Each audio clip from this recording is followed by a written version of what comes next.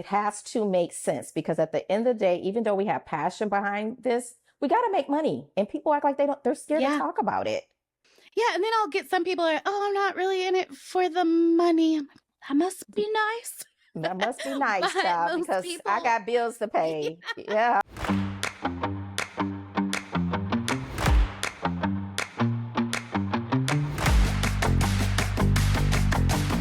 so I am so excited to have Kishah here today, all the way from Texas. How are you doing today, Kishah? I'm doing well. How are you? Oh, I am good. Anytime I get to chat with stagers is a good day for me. It's honestly my favorite part of the job. And I'm really excited to talk to you, especially after you won such a big award at RESACon this year. Do you want to tell our audience what that award was? The Approved Instructor of the Year. Oh, yeah. Staging to sell, what every agent should know. And that one is really, really special because it is you directly making an impact with your local community, teaching agents all about the importance of staging. And I know that winning that award was really, really monumental for you. For those who weren't in Vegas and didn't get to hear that fabulous speech of yours, why was it so important? For me, it was important because a lot of times as stagers, our voice doesn't get heard, so standing in front of an audience, whether it's 5 agents or 25, I got the opportunity to tell our story and how we approach this industry, what things are important to us. It's very important. So of course you have us, Shell has done a wonderful job with putting this course together. But you got to get in there and ad-lib, tell your interesting stories of being a stager, what works, what doesn't work. Because a lot of times agents, they really don't understand what goes on behind the scenes. So I got that opportunity to do that, and it was awesome. So do you know at this point how many agents you have taught? I don't. I I've lost count at this point. Yeah, you're definitely in the hundreds, if I recall. And that was just like before RESACon in July when I put together the data. So your numbers are definitely getting up there. And every time I see you post a photo of your class, the room is always full. So how are you getting agents into the class for those that may be interested in this and not sure how it works? What's your secret sauce? Yeah, most definitely collaborations. I show up to networking events. At this point, I don't even have to put myself out there. People come to me. So title companies, anybody that needs business from a real estate agent, those are the people you should be seeking out to collaborate with you. You can't do this by yourself. So even though you're that person standing in front of them for 3 hours, behind the scenes, your support are your sponsors. So after you do your presentation for 3 hours, we know that you're obviously not selling your services from the stage, but a natural progression when people are sitting there with you for 3 hours, when they think about staging or needing somebody for a consultation, would you say that you are top of mind? Are you finding that you're getting clients through this program? Yes, even though you don't push it throughout the class, you do have an opportunity because it is part of marketing. So yes, I mean, you're sitting there for 3 hours. Well, they're sitting there for 3 hours in front of you. You're the expert, your voice is in their head. They want to connect. So most definitely consultations turn into stages. I love that. So speaking of consultations, are they a big part of your business model? Yes, most definitely. I couldn't do it without it. What other services are you offering? Are you doing the vacant staging, the occupied staging? Yes, most definitely. When I started, it was totally vacant and design. So we just added occupied. I'm not a big fan of occupied for a multitude of reasons. I'm allergic to cats. Oh, me OCD. too. Yeah. So being OCD, I'm going to claim it, is a big one. It's icky, you're going behind pets and, Yeah. kids and whatever it is. But at the end of the day, you have to remove yourself from that. And we have a job to do. So when clients start requesting it, I most definitely figured out how to get it done. So is that part of the reason why you started with just vacant staging? Because that honestly surprised me that you said that. Most people, it's the opposite. They'll start with the consultations and the occupied just because it's a little Mm-mm. cheaper to start in this industry doing that, less overhead. But you went right into the vacant. That's I impressive. went right into the vacant because I was already doing interior styling. Mm. So I knew wholesaling, all of that. I already had experience in that. So it was a no brainer for me. Buying Yeah, it didn't scare inventory, you. it didn't scare me now. Yeah. So, what started this journey of staging? You mentioned that you were already doing some of the interior decorating work, but how did you find staging? Did you list a home and get it staged, or I'm always curious. Like, it's not a common industry still. I'll meet people and I'll tell them what I do, and they look at me and it's like, okay, I know you're sitting there thinking like, what is she talking about? Right. So how Yeah. did you find the industry? Well, at one point, I was a real estate agent, but back Mm, then, staging wasn't a big thing for us. And I owned a bed and breakfast for 15 years, actually, two. So I lived in a resort town wow. and I became the first Black woman in the state of Wisconsin to own a bed and breakfast. And that I had 7 rooms, 7 bathrooms. It sat on 4 acres of land. So I was constantly redesigning, and that created my design company. People started asking me about designing their homes. I really wasn't interested in it, but I was still an investor. So that's how it spun off into staging. And when I Wow. sold my bed and breakfast and moved to Texas, I went to school. I decided, even though I have this passion and I have these skills, I really want to study what goes into this industry, the business part of it. So here I am. So what did you do to start off? Did you take any training? Did you watch webinars? It sounds like you obviously already had both the business side of it and you Yeah, had some design skills. So maybe you just jumped right in. I didn't jump right in. I actually went to school. I went to staging school, I went to design school, and I studied feng shui. So that was really big Ooh, for feng me. shui. Yeah, energy work. Do you offer feng shui services now? I do. Yes, I most definitely do. So it's a big thing. Certain people won't buy houses in certain areas based off where it's located, the address, Mm. the location of the front door, the color of the front door. It's so many things that go inside of that part of the industry. And I always tell people study it, especially real estate agents. They really need to look at that. Yeah. So it's definitely something that is still relevant, very relevant, especially in certain neighborhoods. I'm from the San Francisco Bay Area, and I know the stagers there definitely incorporate it. So, when you first started the business, what would you say were your biggest obstacles? And looking back on it now, what would you have done differently to try to avoid some of those obstacles? I would say storage was the biggest. My business grew Mm. pretty quick, and I had most of my inventory in my garage and in my extra guest room. So Hmm. I had to get it out of there because it grew within 4 months. I had to move out of the garage. I hear that so often that it always starts with the garage and then it makes its way inside the house. So, did you then move into a storage unit, or like what was your first solution to finding a space outside of your home? Yeah, we ended up renting a storage unit. And then within a month, I had to go and rent another storage unit. So by the time I looked up, I was on storage number 3. So the quest Okay. for a warehouse became very important. Were all three of your storage spaces in the same facility, or were they spread out throughout the town? Because I've heard of No, stagers doing that strategically. no. it just made sense for me to be able to get to my inventory when I needed to get to it. It didn't matter where we were staging at. So everything was at the same facility.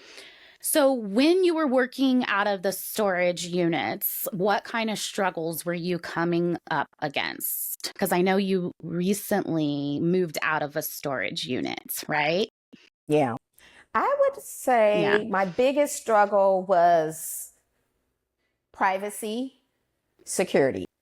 Where my units were located, it was like all eyes on me, and I ended up getting broken into. Oh my gosh, I haven't heard of that happening yet. What happened? Did they damage or take your inventory? Well, because I had so much stuff, I didn't know for a minute what they actually took.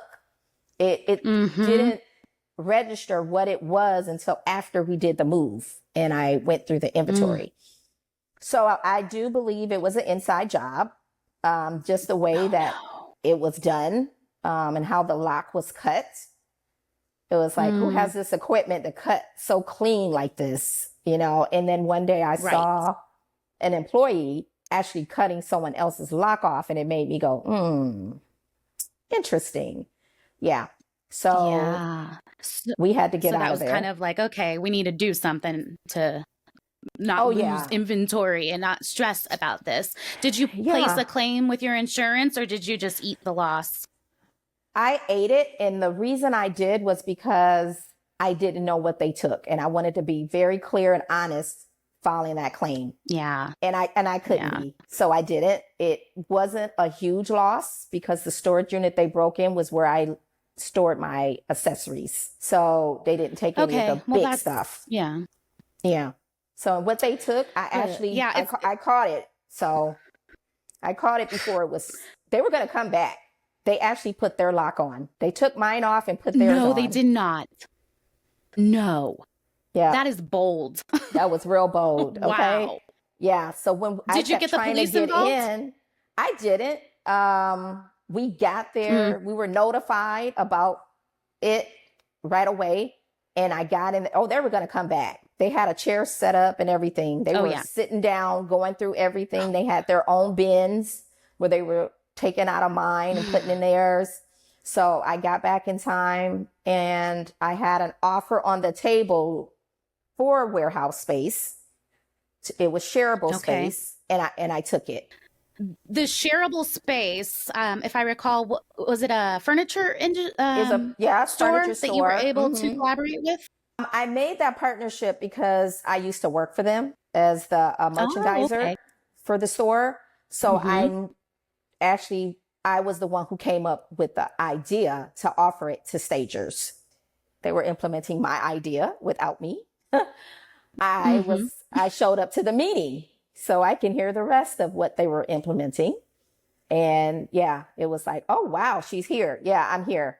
So I want to see how you're utilizing my idea.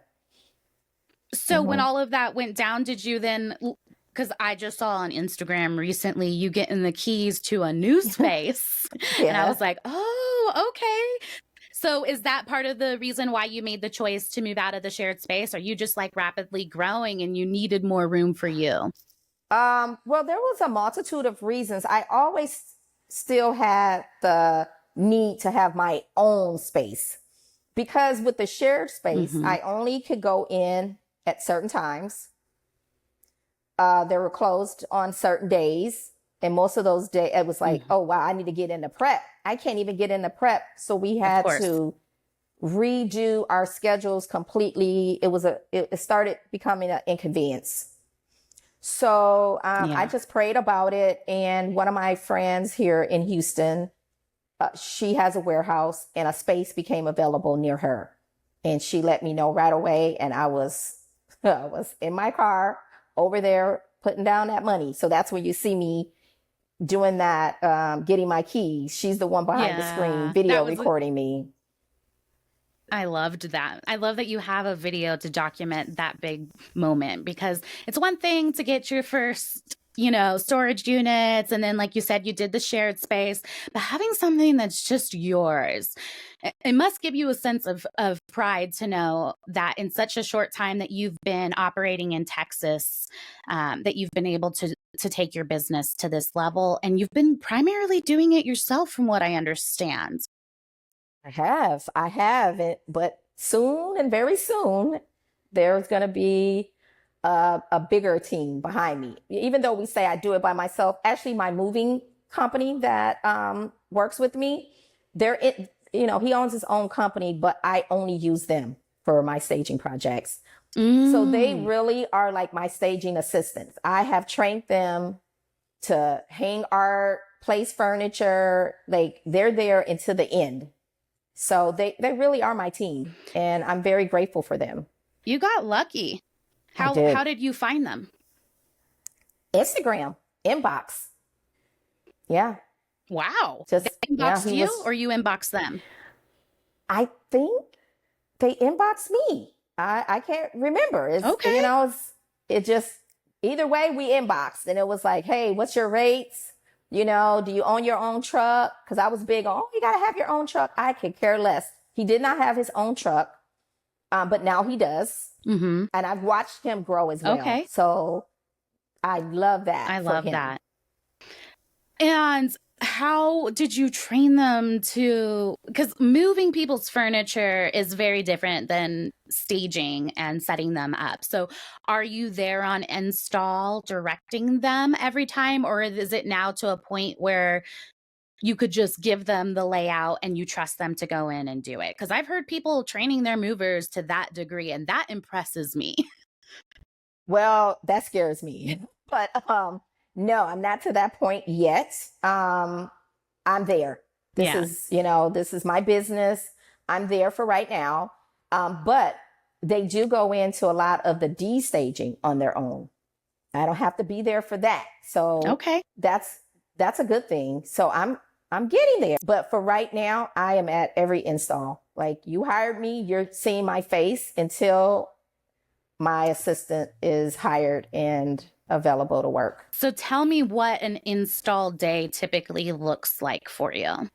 Oh, wow. We're at the warehouse between 7 and 8 a.m. Everything has already been selected. I've gone in the day prior, so we know exactly what's going out. The guys show up and they load, and we meet up at the house, and we're done in less than 3 hours. What? That's it. It's very, when I say they're my assistant, they're there the whole time and they knock it out. You got 2 to 3 people there. Somebody's doing art, the rugs, so everybody has a job when we get there. There's no standing around chit-chatting. We got the music playing, we're jamming, and we're working. And we get out of there. I love that. I love that you have the music playing, because I couldn't do that job without the music. No, child, I need me some music. Yes, we need music. Right? Does it end up being a dance party sometimes too? Oh, man, sometimes we're reminiscing, and then we'll tell stories about our mom and the certain songs that come on, and, family get-togethers. It brings back memories. So, yeah, we're all jamming and having a good time. So other than your movers, right now, do you have an assistant? I know that you have at times, but what's your current situation look like? I don't. I'm still interviewing for someone to come in. I need to feel safe, bringing someone else into my business. I just can't be anybody, and they need to be able to get to these listings and get the job done. I do allow individuals that are interested in staging to come in and shadow me. So sometimes if you see another person on my video, that's because they came in to shadow. I'm revamping that. And I'm requiring non-disclosures, no phones. Smart. Yep. Had some couple of experiences that were a shocker. And it's like, okay, we got to revamp. Yeah. So, speaking of finding someone that you can trust, how do you figure that out? What does that look like? Are you basing it on a feeling? Because I know that that's the thing that hangs up a lot of small business owners when they're making that first hire is number one, the fear of I have to be responsible to pay this person every week.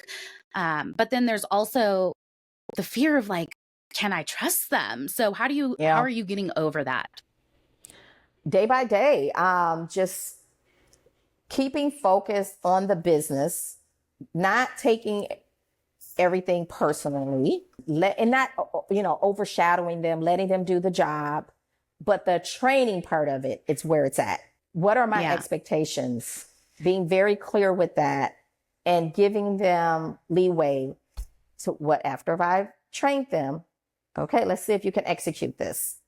And contracts, the legal part of it, which a lot of times people are overlooking that. NDAs, Yes. non-compete disclosures. You're not going to come work in my business and then I find out a month later you own a staging company and you took all my resources. Because you have to have those contracts in place. It's the reality of what we deal with. Yeah. So when you're looking for somebody, are you hoping to find an employee that doesn't want to have their own business, to your point? Exactly. And that's why it's so important in that interview process to have the right questions so you can get the right answers. Not making an assumption that, oh, they're just coming here to help. You do have people that come in to take. It's just what it is. That is the reality. It is the reality. How many homes are you staging a week, would you say? I would say on average, we're staging about 4 to 5 homes a week. Okay. So what's your goal for hiring somebody? To allow me to do the other things that I'm doing in other states. In other states. Oh, yeah, ma'am. In other states. Oh. So I'm venturing off into California. Okay. My I'm old stomping traveling. grounds. Yeah, I have a sister there that's an agent. Okay. And I'm in Belize. So I have a Okay. really big project going on there. I just want to Wow. free up my time. I think I've done the work. It's time to, time is money, right? So I need to be able to comfortably go other places and not worry about what's going on in Texas Stagers. I know it's well taken care of. My team is doing what they're supposed to do. That's the vision I have for myself, and that's what I want to manifest.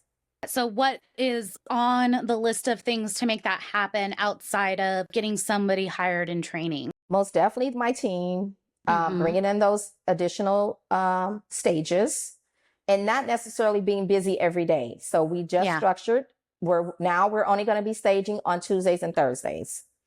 That's it. Okay. So I got to have that additional staff so that we can spread those out on those 2 days. Consultations have changed. Okay. We're only doing it via Zoom.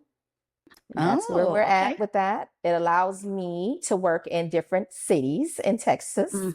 So now we have contracts in Dallas, and the goal is Austin and San Antonio. Look at you taking over. Yeah. So I need to be over, on my phone doing those consultations and getting that calendar booked for that. So your consultations that you're doing virtually, are you giving them a written report or is it just what you guys discuss over Zoom? What does that look like? Right now I give a written report and it's very time consuming. Okay. So it is.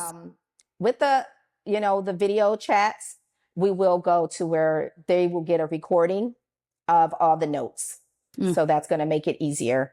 So no more reports. That. And I love too.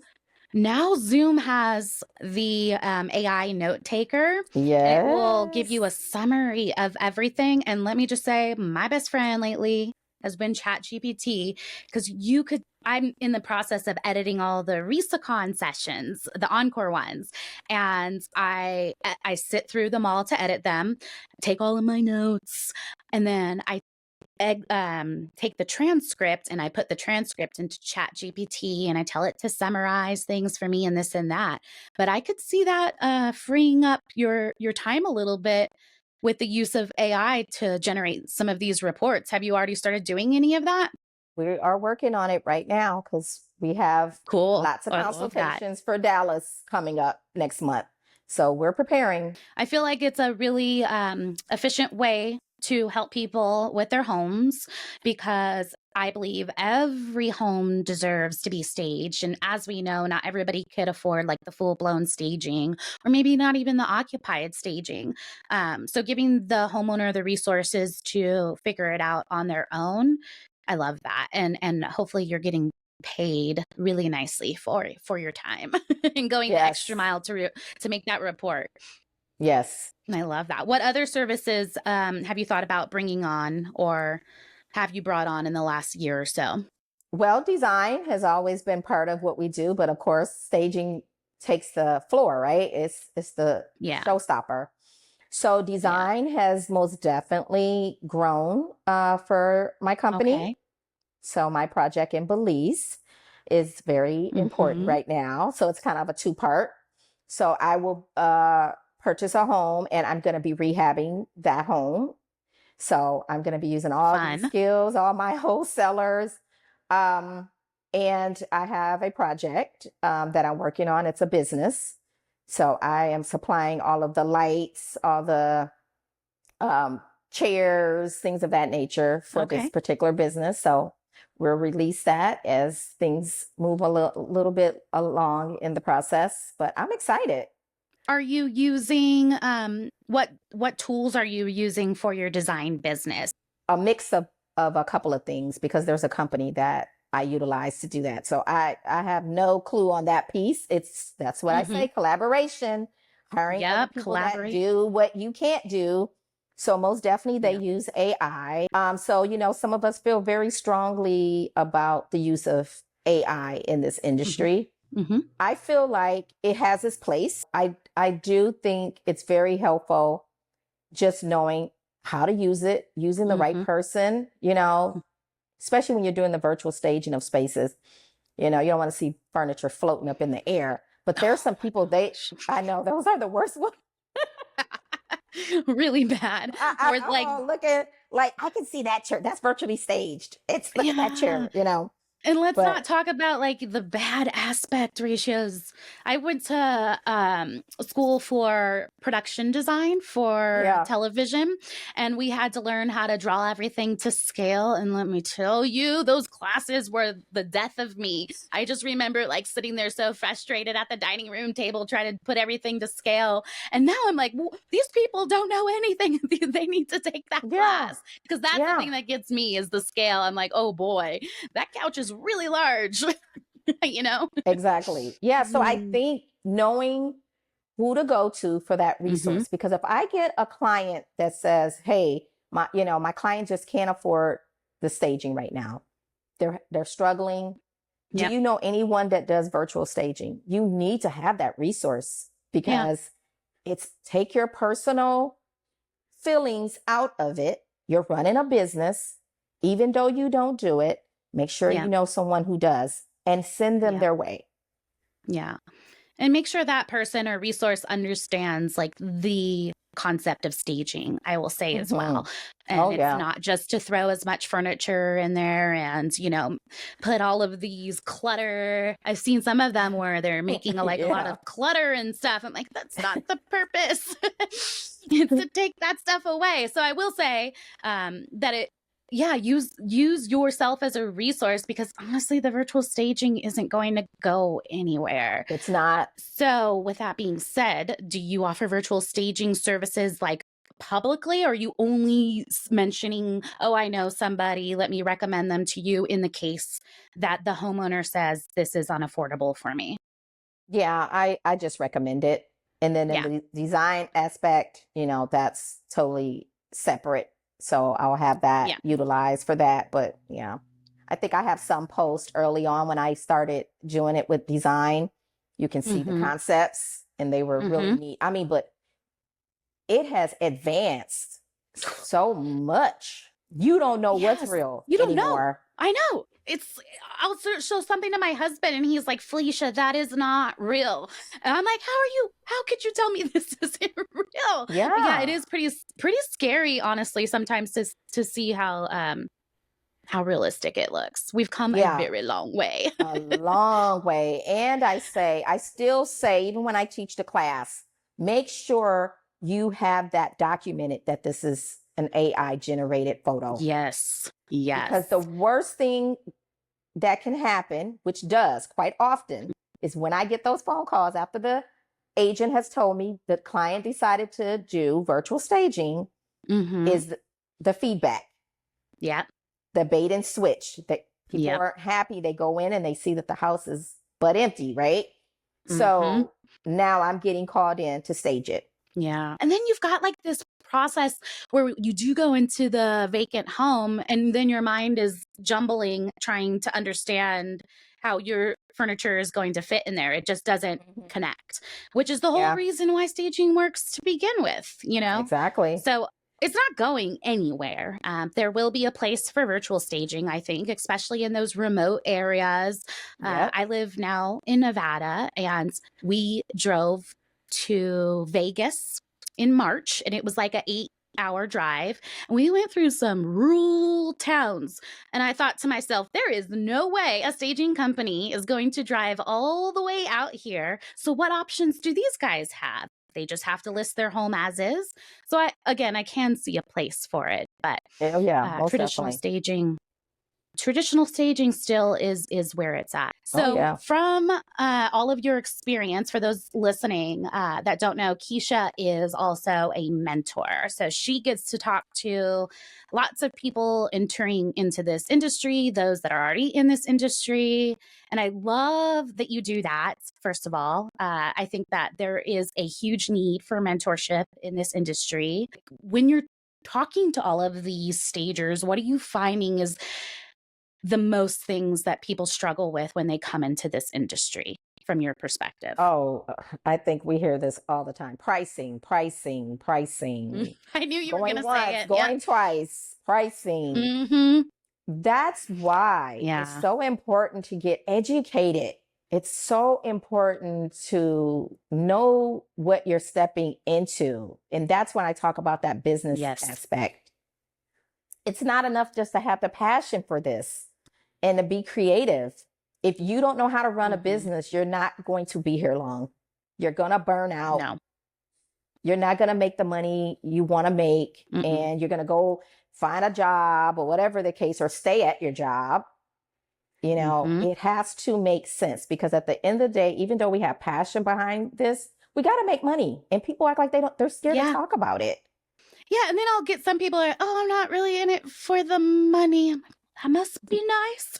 That must be nice, child, because I got bills to pay. Yeah. Even if you have a partner who's taking care of your bills, don't you want to make profit? I don't want to work for free. I'm sorry. I'm too old to work for free.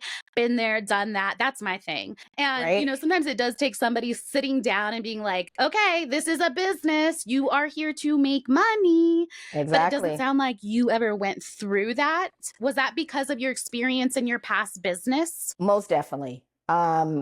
Figuring out what you're going to charge, you know, coming from the hotel industry, you know, you have a clear picture of what everybody else is charging. And staging, it's a little different, because we hold that close to us. It's none of your business how much I'm charging, right?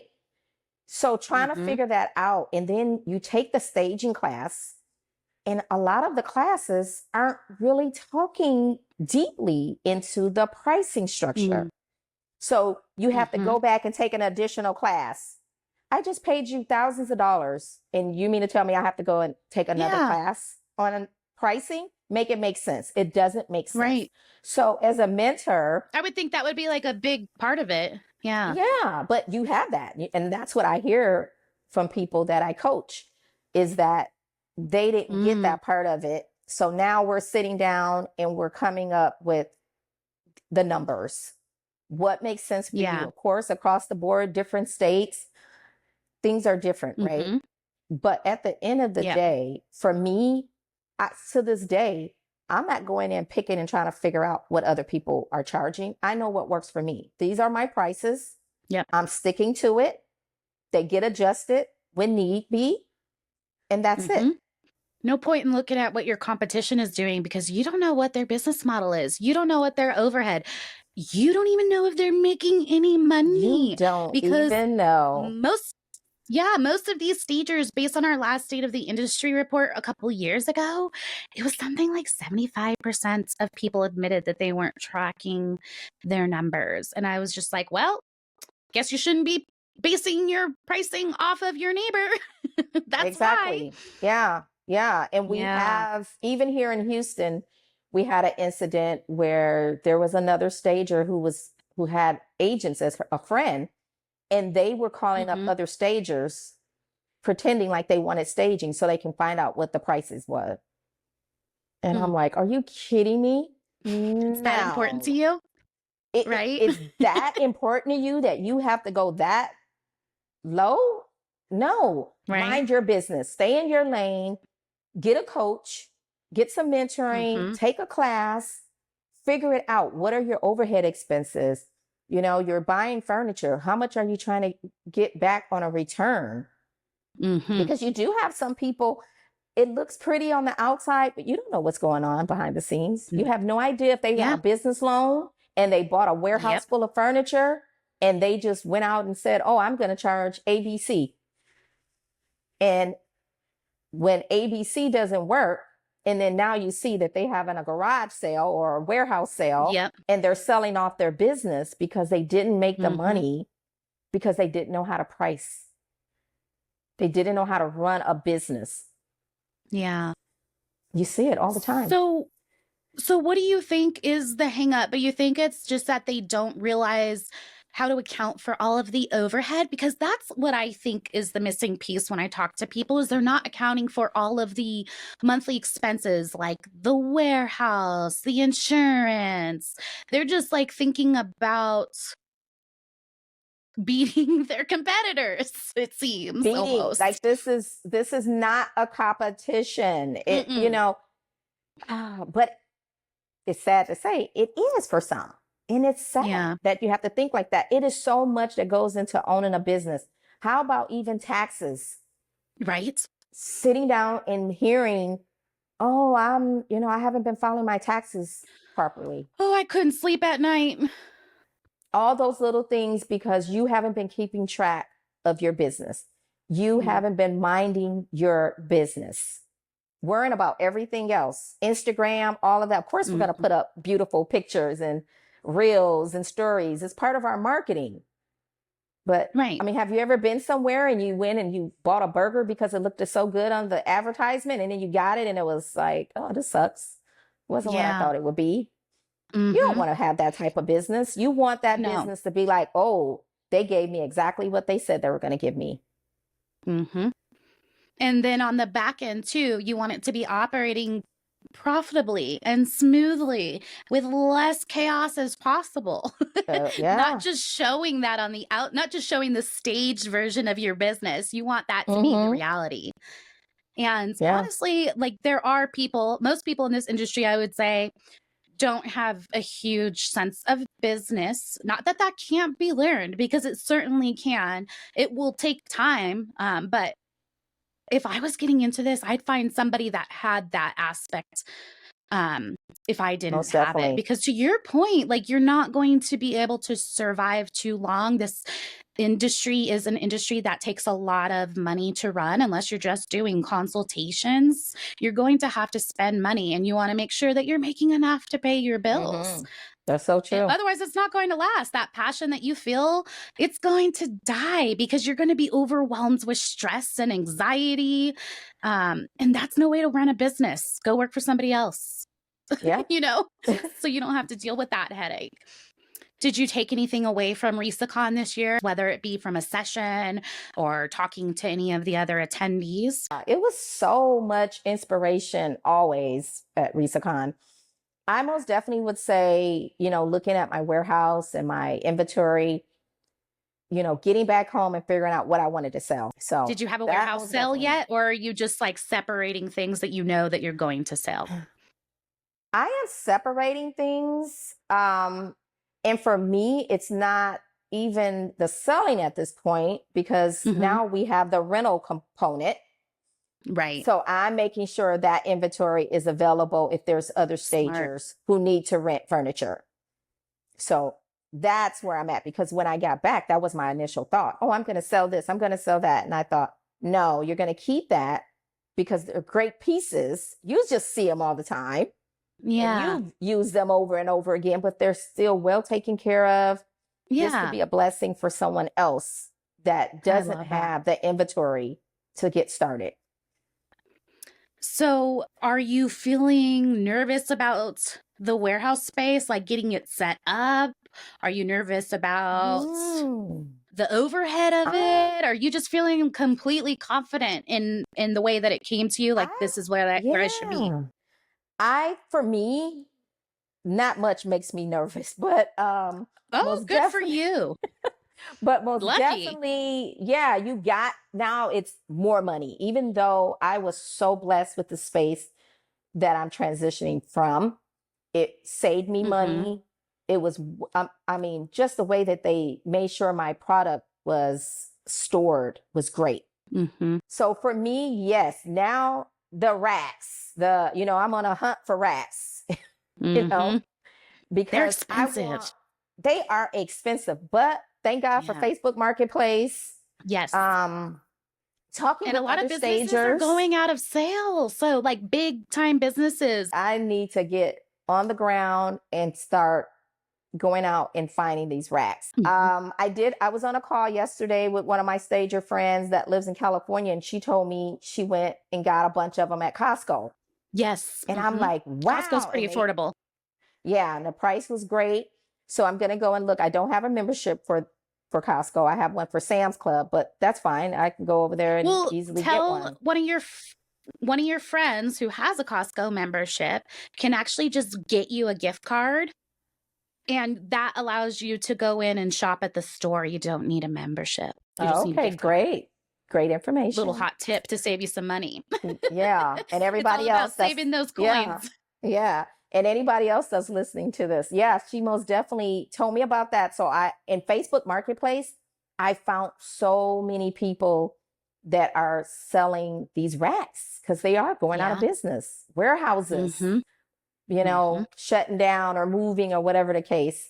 And they have so many racks. So there's a stager who recently she shared that she got some racks from the At Home that was going out of business, and she only paid like $500 or something. And so I went on to Uline and did some research when I was writing that blog, and I couldn't believe how expensive they were.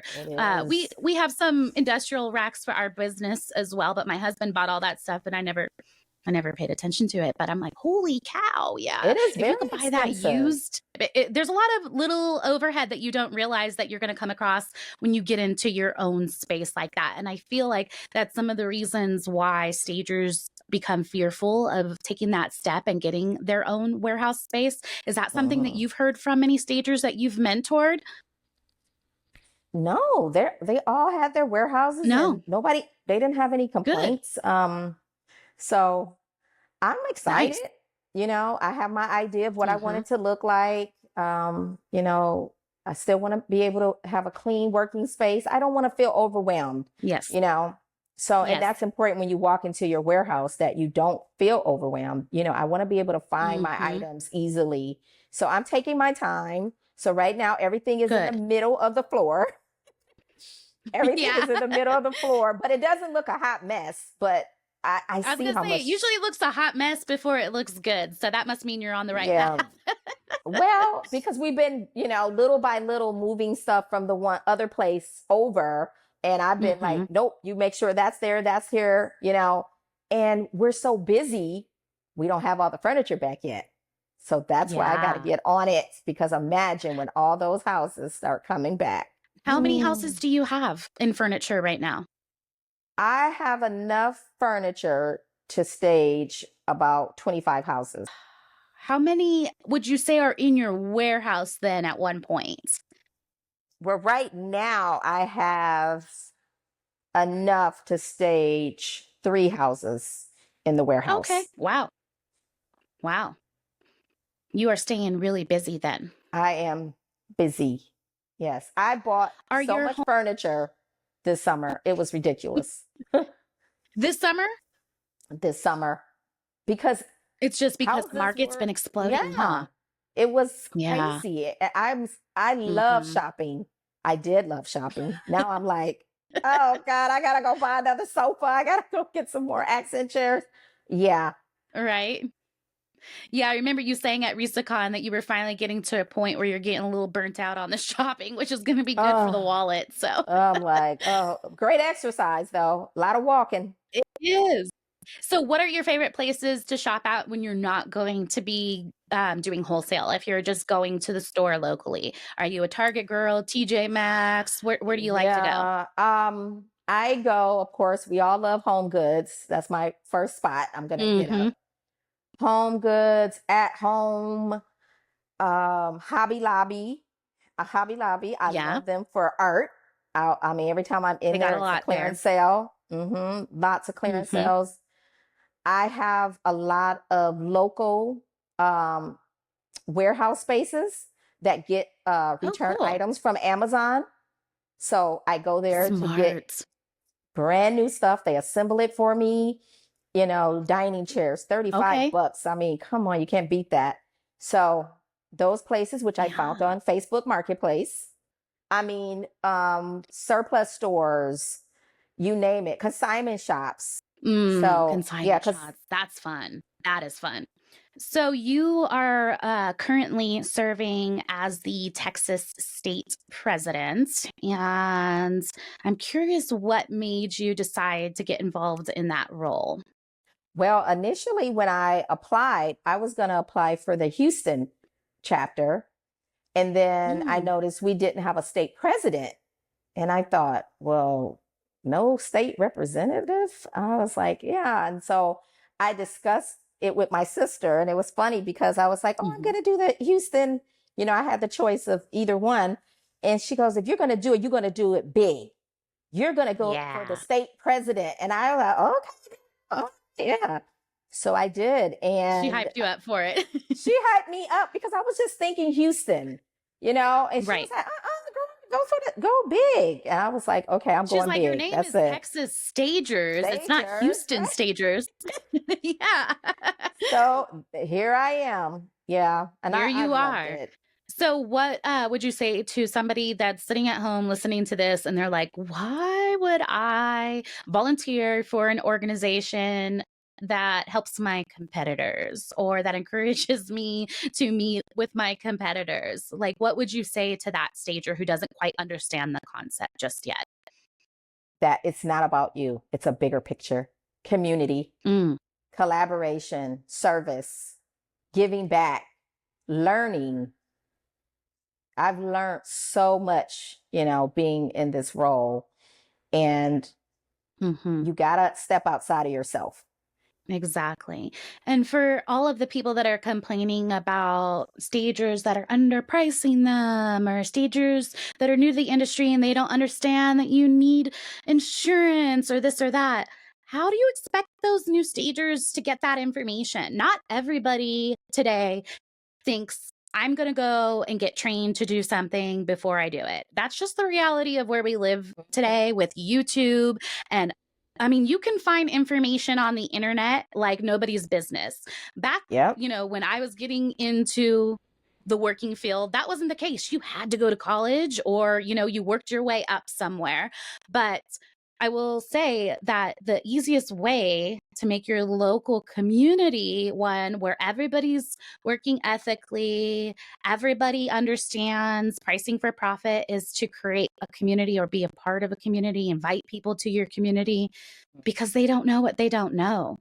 And and, Exactly. and I would want to be that person in the community that's reaching out to those people and bringing them in because Hmm. then when their business starts to succeed they're going to think about you and they're going to thank you for bringing them into this community and all of you guys are going to have a better situation. All of your agents will understand staging better in my opinion. That's the way that I would look at it. Yep. Whether they're your competition or not, we all need to work together to bring this raise the bar. Yes. If you enjoyed this episode, please do make sure to subscribe so you get all of the latest updates.